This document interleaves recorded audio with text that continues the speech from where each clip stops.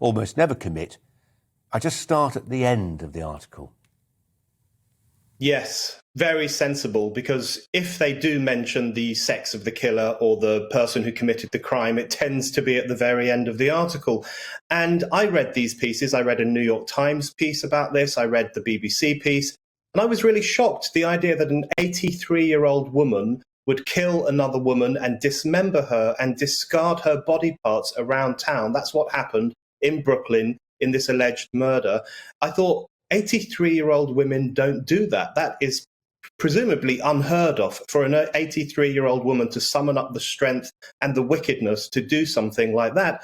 And of course, as you say, it wasn't an 83-year-old woman. It was an 83-year-old man who identifies as a woman and who has previously killed women, one in the 1960s and one in the 1980s.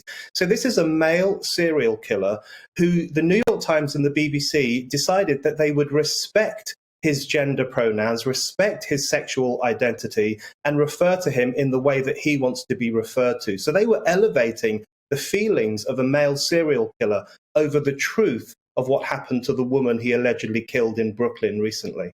Occasionally, Brendan, I'll come across local newspaper, regional newspaper articles in this country. There was one recently, I tried to draw attention to it on Twitter about a fortnight ago.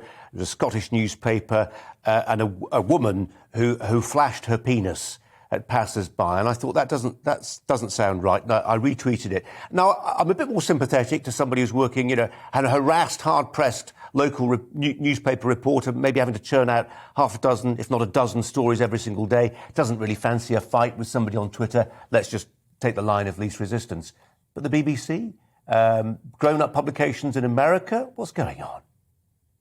Yeah, it's completely unacceptable in my view, and it's becoming increasingly Orwellian, because the New York Times headline about this killing in New York City was essentially a lie. It said she has been arrested for killing women before and now she's being arrested again.